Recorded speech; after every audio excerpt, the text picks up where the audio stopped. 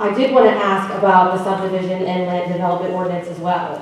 Why every other industry that comes into this township is required to go through land use, and we don't require oil and gas to go through land use.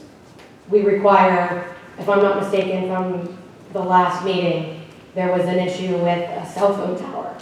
So if we're going to require a cell phone tower to go through the subdivision and land development ordinance, why are we not requiring something as dangerous as oil and gas development to go through the same processes?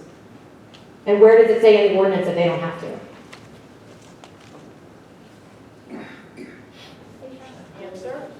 Right, so Dan, can you address for everybody the difference between the subdivision, the land development ordinance, and the site plan? I think it's being kind of confused about a land development as opposed to a site plan. Site plan for conditional use. As opposed to a land development. Just so they know how it's written. Okay.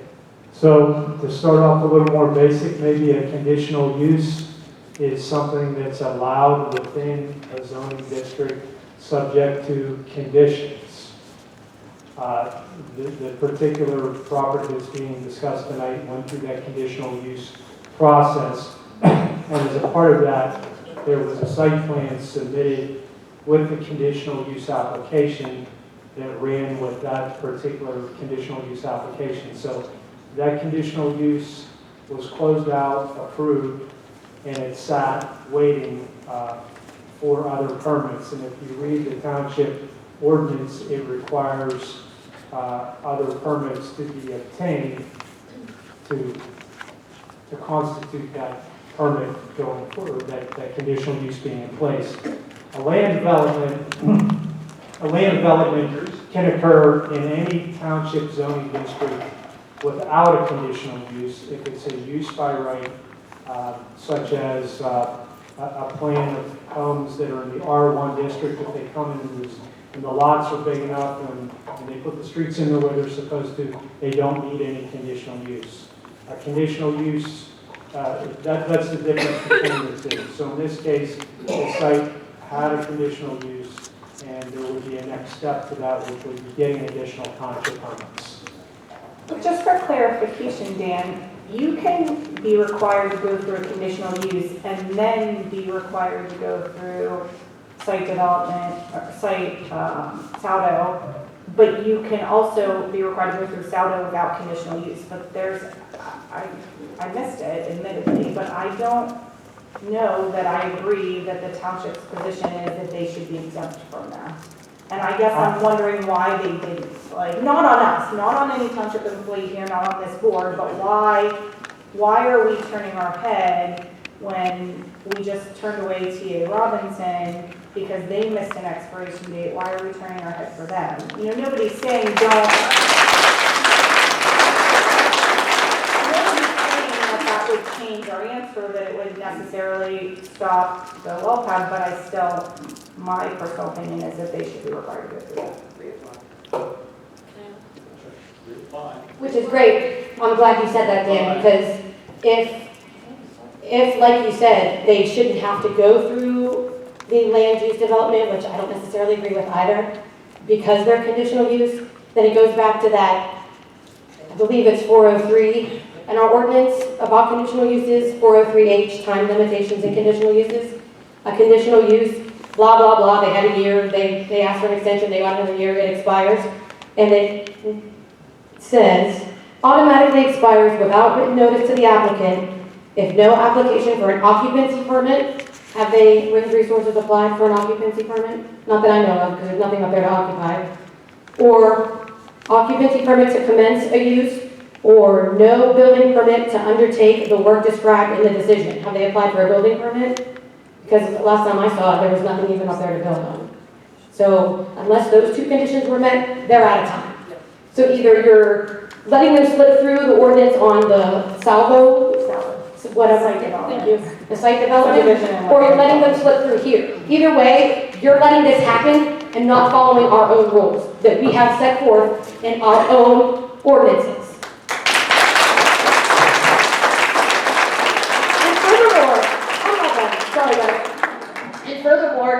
it would be in your best interest to reevaluate this anyway. Make them come back to the table and reapply for conditional use. This development is here now. It wasn't there 2 years ago when they initially applied. There are thousands of people now whose lives are going to be taken into consideration that you didn't take into consideration 2 years ago. So you should have them come back to the table. The situation is not the same. The country has developed since then. You should bring them back to the table for the safety of this resident and my family included. Reapply.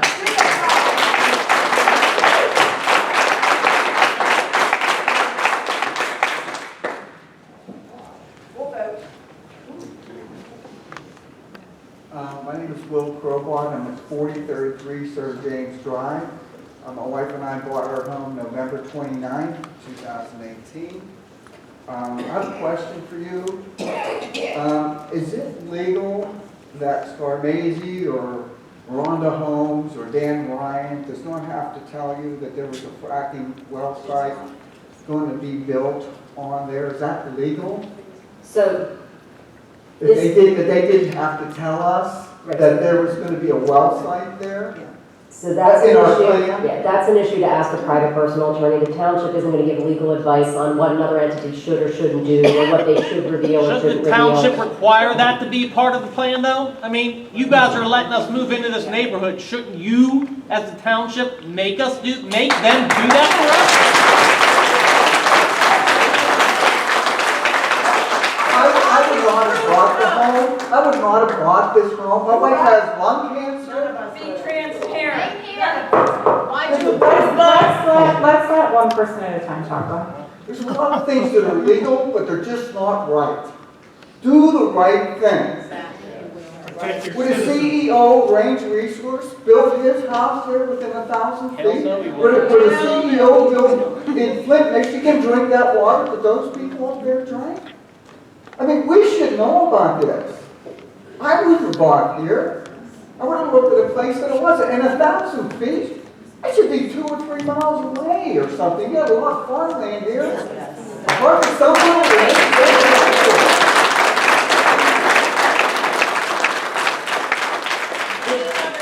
Does anybody know when King Edward Drive was built, what year that residential building was?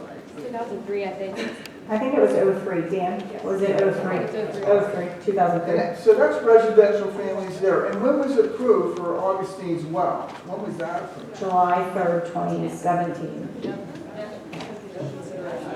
Geez, that's a long time, after that, and there was residential housing right there. I just don't think a site should be that close. Even if we didn't know that they were gonna build additional homes there.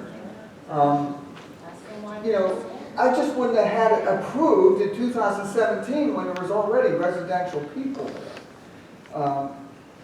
The other thing is, I heard they do horizontal drilling. Are they gonna go under our home?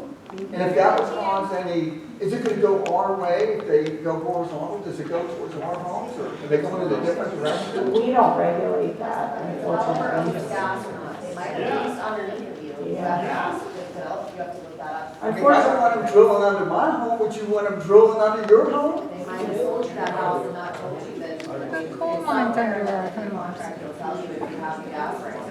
They may very well go under. Well, I just wouldn't have bought the property. I would have nixed the deal.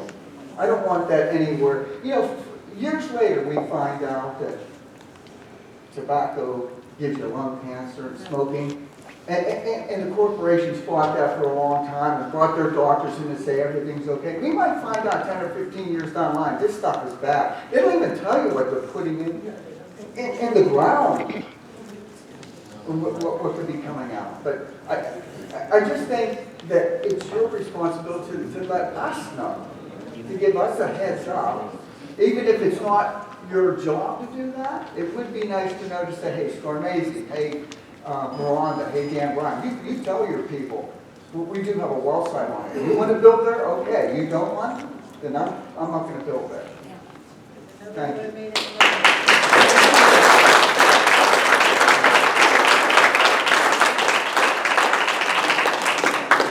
Fish, I live at 2006 Sir Patrick Drive. I've heard a lot of my neighbors in here today from the, we'll call it the more senior portion of my community. I would encourage you to drive up Sir Patrick Drive. Come to the community. Come out on a Saturday, come out after work one day. You'll see my neighbor's kids. You'll see my kids.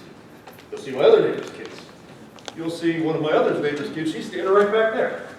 Take a look at her. Don't worry, Wait. our kids are outside. So, when you make decisions, consider the impact that you're going to have. I understand the community wasn't there. I'm talking about the decision you need to start discussing tonight. Whether or not you're going to allow this well site to happen. Because things in that area have changed in 2 years. That community's exploded. It's full of children. I look up here and I see this board that you very proudly display. Welcome to Cecil Township, made by Bloomberg Business Week as #1 place in Pennsylvania and #8 place in the nation to raise a family. Let's talk about the issues facing Cecil Township. Ewing sarcoma and childhood cancer. The ABB site, right next to the elementary school. Whose bright idea was that? And now, we've got a well pad going in, right next to a growing community full of children. We need to start to talk about a decision tonight. And we want to know what's going to happen to keep our families safe. Thank you for the people who did the research about what's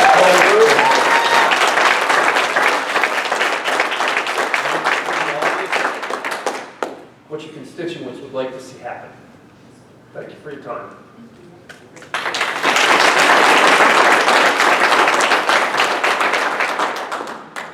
Hello, my name is Kevin Sensky. I again do not reside in Cecil Township, but I do live in the Kennett School District, and I have family and friends here. I am a community organizer with the Center for Coalfield Justice. I've been doing research and showing up at these meetings since the ABD property hit the headlines and people in the community expressed interest and help navigating the lack of transparency with the government here.